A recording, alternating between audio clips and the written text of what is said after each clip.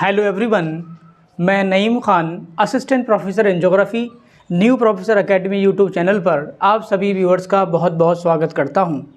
मैंने ये चीज़ कुछ दिनों से ऑब्ज़र्व की है कि हमारे जो कैंडिडेट्स हैं, जो असिस्टेंट प्रोफेसर के एस्पिरेंट्स हैं, जिन्होंने एडवर्टीजमेंट 51 का एग्ज़ाम दिया है, वो 2-4 चीज़ों को लेकर बहुत ज़्यादा परेशान हैं। जैसे सबसे पहली चीज़ तो ये है कि उनके सब्जेक्ट में क्या कट ऑफ रहने वाली है इंटरव्यू के लिए। दूसरी चीज़ कि आंसर की कब आएगी। उसके बाद में तीसरा जो सबसे बड़ी क्वेरी है कि कहीं पेपर कैंसिल तो नहीं होगा। ये सारी चीज़ों को लेकर बहुत सारे लोगों के डाउट हैं। तो इस सिनेरियो में जबकि एग्ज़ाम आपका हो चुका है, टाइम आपके पास है, अभी आंसर की नहीं आई है, अभी शायद कुछ और दिन आंसर की में लगने वाले हैं, तो इस समय को कैसे यूज़ करें, हम क्या करें, आखिर समझ नहीं आता और अंदर से मोटिवेशन की कमी कहीं ना कहीं आप महसूस करते हैं। और जब भी आप पढ़ने बैठते हैं, इंटरव्यू की तैयारी के लिए सोचते हैं, आपके अंदर से मोटिवेशन नहीं बनता, पढ़ने का मन नहीं करता। तो आज की इस छोटी सी वीडियो में हम इस बचे हुए टाइम को, इंटरव्यू से पहले जो टाइम बचा है, उसको कैसे यूज़ किया जाए, उसको कैसे पूरी तरीके से इफ़िशेंटली एक्सप्लॉइट किया जाए, इन सारे पहलुओं पर बात करेंगे, जिससे कि आपकी एक्सपेक्टेशन के मुताबिक आपका फाइनल रिजल्ट आ सके। तो इस सब चीज़ को समझाने के लिए मैं अपनी लाइफ का जो एक्सपीरियंस है, जो मेरी लाइफ की जर्नी है, जो मैंने चीज़ें फेस की, उसके एक एग्जाम्पल से आपको समझाने की कोशिश करूँगा। आप लोगों ने ये चीज़ सुनी होगी, बहुत आम बोलचाल में ये बोली जाती है कि कुछ लोग आपदा को अवसर में परिवर्तित कर देते हैं या आपदा को अवसर बना देते हैं। तो ये कोई चुटकुला नहीं है, ये कोई जोक नहीं है, बल्कि एक रियलिटी है। जिस तरीके का थ्रोट कट कंपटीशन है गवर्नमेंट जॉब के लिए, अगर आपके पास आपदा को अवसर में बदलने की कैपेसिटी, स्किल नहीं है, तो आप रेस में बहुत पीछे रह जाएंगे। 2019 की बात है, उस साल मुझे यूपीएससी मेंस लिखने का मौका मिला, यूपीपीएससी लिखने का मेंस लिखने का मौका मिला।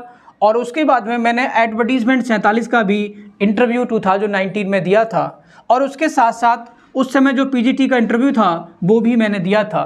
तो मेरे पास कुल मिला के उस समय 4 जॉब पाने के मौके थे, अवसर थे।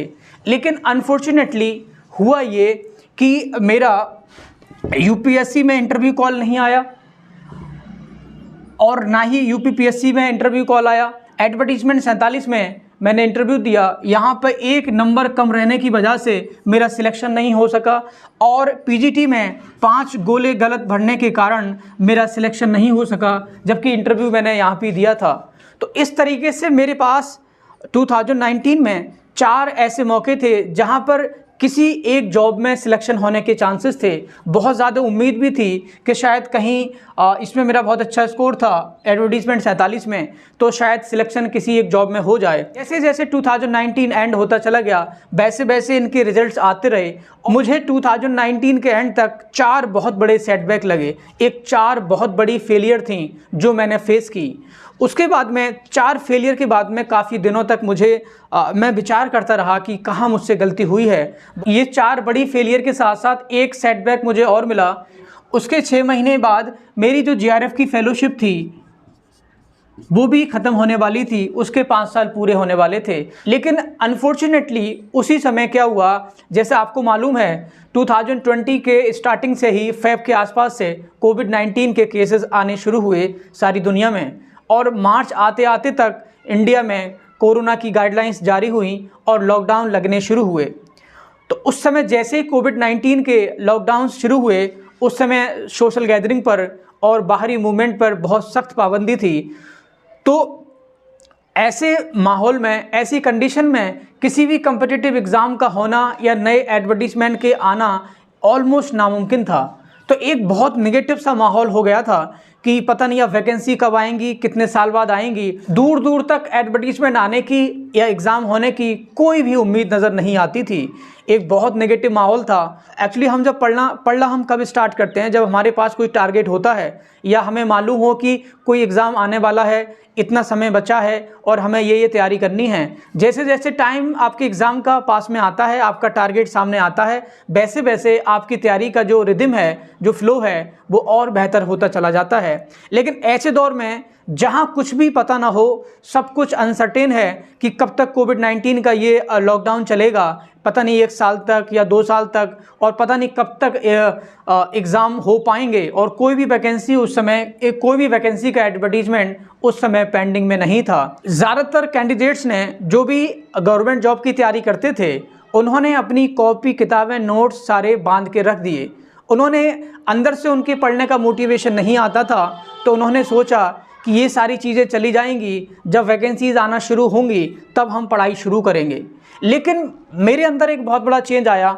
एक जो मुझे 4 बहुत बड़े सेटबैक मिले थे, तभी लोग कहते हैं कि लाइफ में फेलियर मिलना भी बहुत ज़रूरी है, फेलियर हमें अंदर से स्ट्रांग बनाते हैं। फिर मैंने खुद से विचार किया, अपने अंदर झांक के देखा, खुद को टाइम दिया। सोचता रहता था अकेले में कि कहाँ मुझसे गलती हुई है, क्यों मैं इन सारे एग्ज़ाम्स में चूक गया और मैं सिलेक्शन नहीं पा सका। अब यूपी में ऐसा मान लीजिए कि एक बार चूकने का मतलब है कि आप 5 साल पीछे हो जाते हैं। ये आप बेहतर तरीके से जानते हैं कि एक एग्ज़ाम होने से, उसकी ज्वाइनिंग होने से, अगले एडवर्टीजमेंट का आना, उसका एग्ज़ाम होना और उसकी ज्वाइनिंग तक लगभग 3 से लेकर 5 साल के बीच का समय लगता है। खुद के अंदर झांकने की कोशिश की और मैंने पाया कि 2-4 चीज़ें ऐसी हैं जो आदमी को कामयाब होने से, आगे बढ़ने से रोकती हैं, जिसमें कि सबसे प्रोमिनेंट फैक्टर है कि कंफर्ट जोन में रहना। मैंने ये अपनी फेलियर से सीखा कि जो लोग अपनी कंफर्ट जोन में रहते हैं, अपनी कंफर्ट जोन से बाहर नहीं निकलते या खुद के लिए चैलेंज में नहीं डालते, एक लाइफ के पैटर्न पर, एक सेट लाइफ के पैटर्न पर चलते रहते हैं, वो लाइफ में आगे नहीं बढ़ पाते। हर एक चीज़ में परिस्थितियों को दोष देना, ये भी एक बहुत बड़ा फैक्टर है जो आपको पीछे की तरफ खींचता है। आप में जो सेल्फ इम्प्रूवमेंट की जो फीलिंग है, सेल्फ इम्प्रूवमेंट का जो प्रोसेस है, उसको होने से रोकता है। बहुत सारे लोग होते हैं, सारी चीज़ों का ब्लेम दूसरों के ऊपर डाल देते हैं, परिस्थितियों के ऊपर डाल देते हैं, टाइम के ऊपर डाल देते हैं, या फिर खुद को अभागा या अनफॉर्चुनेट सा मैं रिप्रेजेंट करते हैं लोगों के सामने। कभी कभी आपने देखा होगा कि 2 टीम खेलती हैं, तो उसमें से जो टीम हारती है, तो कभी कभी तो टीम कमियां निकालती है कि वहाँ पे पिच ठीक नहीं थी, अंपायर बेईमान था, वो हमारे फेवर में नहीं था, या हमारी इनिंग हमने पहले खेली तो पहले प्लेइंग की कंडीशन ठीक नहीं थी, या हमने बाद में खेला, बाद में प्लेइंग की कंडीशन अच्छी नहीं थी, हमारे प्लेयर्स तैयार नहीं थे। तो ये सारे बहाने ढूंढता है। जो लोग सुधार की तरफ, इम्प्रूवमेंट की तरफ ओरिएंट होते हैं, उनका क्या रेस्पॉन्स होता है हारने के बाद? वो ये पोलाइटली अपनी हार को एक्सेप्ट करते हैं और जो अपने अंदर कमियां हैं उसको बैठ के ठंडे दिमाग से एनालाइज करते हैं। तो सेल्फ रेस्पॉन्सिबिलिटी लेना, जिम्मेदारी लेना, जो आपसे गलतियां हुई हैं उनकी जिम्मेदारी अपने ऊपर लेना, ये बहुत ज़रूरी है सेल्फ इम्प्रूवमेंट के लिए। तो मैंने उस दौरान ये 2-4 चीज़ें 2019 के उस सेटबैक से सीखी। कोविड-19 के दौरान मैंने ये रियलाइज़ किया कि इस समय मेरे पास कुछ भी नहीं है, एक चीज़ लेकिन मेरे पास बहुत कीमती है, जो सभी के पास है, लेकिन उसकी वैल्यू, उसकी इम्पोर्टेंस जो समझ पाता है वो लाइफ में आगे बढ़ जाता है। मैंने ये सोचा कि अब बहुत लंबे समय कोई भी कम्पिटिटिव एग्ज़ाम नहीं होगा। इसका मतलब आने वाला 1 साल से लेकर 1.5 साल, 2 साल के आसपास का समय है जो आप अच्छे से यूज़ कर सकते हो और अपनी जो आपकी फाउंडेशन ऑलरेडी तैयार है, उस फाउंडेशन को ब्रश अप कर सकते हो, अपने वीक एरियाज़ को टारगेट कर सकते हो, अपनी कमियों को सुधार सकते हो और ख़ुद को बेहतर तरीके से तैयार कर सकते हो नौकरी के लिए जो आप पाना चाहते हैं। जिस समय लोगों ने अपनी कॉपी, किताबें, नोट्स को बांध के रखा था, उसी समय मैंने रियलाइज़ किया this is the right time to open the books and notebooks, कि यही सही वक्त है अपनी तैयारी शुरू करने का और ख़ुद को तैयार करने का और अपनी कमियों को सुधारने का। लाइफ ऐसे मौके कम देती है, तो जो लोग पीछे रह चुके हैं, जिनको फेलियर का सेटबैक मिला है, तो उनके पास वो बेस्ट मौका होता है। इस महीने तक मैंने अपनी जो कमियां थी, जहाँ मुझे लगता था कि मेरे वीक पॉइंट्स हैं, वहाँ पर बहुत ज़्यादा सख्त मेहनत की। 20 महीने, मतलब जनवरी 2020 से लेकर और लगभग अक्टूबर 2021 तक ये 20 महीने ऐसे थे जिन्होंने पूरे लाइफ का सिनेरियो चेंज कर दिया। इन 20 महीनों में बहुत ऐसा नहीं है कि मेरा जो एनर्जी लेवल था, मोटिवेशन का लेवल था, वो एक जैसा रहा इन 20 महीने। इस 20 महीनों में भी बहुत सारे उतार चढ़ाव आए, अलग अलग तरीके की फीलिंग्स आती थी और बहुत ऐसा मालूम देता था कि हम क्यों ही पढ़ रहे हैं, आखिर किस चीज़ के लिए हम पढ़ रहे हैं। कोई भी वैकेंसी आसपास नहीं है, कोई भी एग्ज़ाम पेंडिंग में नहीं है, कोई भी एडवर्टीजमेंट नहीं आया है, तो आखिर हम किसके लिए पढ़ें। कोई भी टारगेट सेट नहीं था, लेकिन मुझे मालूम था कि एडवर्टीजमेंट तो कभी ना कभी आएगा, वैकेंसीज़ तो कभी ना कभी आएंगी। 1 साल बाद, 2 साल बाद, 2.5 साल बाद जो वैकेंसीज़ आएंगी, क्या मैं उसके लिए एक बेस्ट कैंडिडेट हूँ, ये मुझे प्रूफ करना होगा। उससे पहले खुद को तैयार करना होगा। तो एक बार फिर लाइफ ने मौका दिया और उम्मीद से पहले 2021 में 4 बड़ी वैकेंसीज़ आई, जिसमें कि DSSB थी, दिल्ली में जो गवर्नमेंट इंटर कॉलेज होते हैं वहाँ पे लेक्चरार की सीट्स, PGT की सीट्स आई। उसके बाद में UP PGT की वैकेंसी 2021 में आई और एडवर्टीजमेंट 50 भी इसी समय आया। और उसके बाद GIC PGT की वैकेंसी UP में भी उसी समय आई। 2021 के जुलाई के आसपास से इन एग्ज़ाम्स का होना शुरू हुआ। इन 4 एग्ज़ाम्स में मैं अपीयर हुआ। उसके बाद में इनके रिज़ल्ट्स आने शुरू हुए।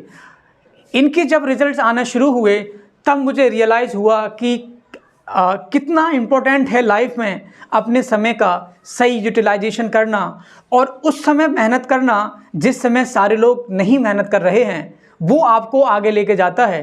तो इसमें सबसे पहले मुझे कामयाबी DSSB में मिली। यहाँ पे मेरा अच्छी रैंक के साथ सिलेक्शन हुआ। उसके साथ में UP PGT में सिलेक्शन हुआ, यहाँ मैंने जॉब ज्वाइन भी की थी। उसके बाद एडवर्टीजमेंट 50 का रिज़ल्ट आया, इसमें मेरा सिलेक्शन हुआ और GIC मेंस के लिए भी मेरा एग्ज़ाम क्लियर हुआ। तो लाइफ मुझे दोबारा एक मोड पे ले आई थी, एक रिवर्स मोड पे ले आई थी कि 2019 का वो दौर जब 4 जॉब बैक टू बैक मुझे सेटबैक लगे, बड़े फेलियर लगे। और उसके बाद में 2021, उससे लगभग 1.5 साल या 20 महीने बाद का समय, जब 4 नौकरियां ऑलमोस्ट मेरे पास थीं और मुझे लाइफ ने दोबारा एक ऑप्शन दिया कि मुझे चूज़ करना था यहाँ पर कि मुझे कौन सी जॉब करनी है, मेरे लिए कौन सी जॉब बेटर है। तो ये होता है रियल में आपदा को अवसर में बदलना। मैंने उस समय ऐसा एज्यूम कर लिया था कि सोसाइटी के लिए मैं एग्जिस्ट ही नहीं करता हूँ और सोसाइटी मेरे लिए एग्जिस्ट नहीं करती है। मैं सेपरेट रूम में रहता था, बहुत कम लोगों से इंटरेक्शन करता था, घर से बाहर तो निकलता ही नहीं था और उस टाइम को मैं बेस्ट तरीके से यूज़ करता था मोटिवेशन के लिए। मोटिवेशन बना रहे, इससे अपनी जॉब्स के बारे में जो मैं जिन जिन नौकरी में मैंने फेलियर देखी, जो मुझे सेटबैक मिले, उनके बारे में विचार करता रहता, उन जॉब्स के बारे में रिसर्च जो करता रहता। मेरी डिक्शनरी में ये तो ऑप्शन ही नहीं था कि वो 4 फेलियर के बाद मैं पीछे रुक के बैठ जाऊं या आगे दोबारा मेहनत ना करूं या परिस्थितियों के सामने हथियार डाल दूं। ये जो शब्द हैं, ये जो एटीट्यूड हैं, ये तो मेरी डिक्शनरी में थे ही नहीं। ऑलवेज मेरा हमेशा से जो एटीट्यूड था वो पॉजिटिव ही था। जैसे आज भी मेरा एटीट्यूड पॉजिटिव ही चीज़ों के बारे में रहता है। ज़्यादातर मैं परिस्थितियों पर ब्लेम नहीं करता। जो गलतियां मुझसे लाइफ में होती हैं पोलाइटली मैं उनको एक्सेप्ट करता हूं और उसमें सुधार करने की कोशिश करता हूं कि दोबारा वो सारी गलतियां रिपीट ना हों। 15-20 दिन, 25 दिन, 1 महीना लग सकता है आपकी आंसर की आने में। उसके बाद में आंसर की तो कमीशन को देनी है। आपका एटीट्यूड ये होना चाहिए कि मैं टेंशन क्यों लूँ रिजल्ट आने की, आंसर की आने की, या फिर इंटरव्यू होने की मैं टेंशन क्यों लूँ, या अगला एडवर्टीजमेंट आने की टेंशन मुझे क्यों हो। इसकी टेंशन तो कमीशन को होनी चाहिए।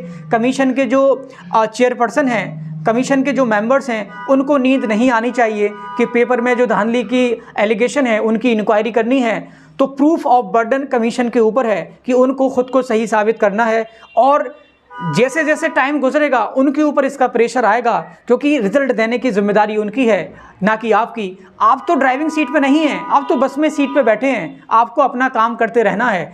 आयोग ड्राइविंग सीट पे बैठा है तो आयोग के ऊपर जिम्मेदारी है आपको डेस्टिनेशन तक पहुंचाने की, ना कि आपके ऊपर जिम्मेदारी है। आप तो आराम से अपनी सीट पे बैठे रहें, अपना काम बखूबी करते रहें और इंटरव्यू के लिए खुद को तैयार करते रहें। और जो लोग तैयारी कर रहे हैं वो अगले एडवर्टीजमेंट के लिए खुद को तैयार करें।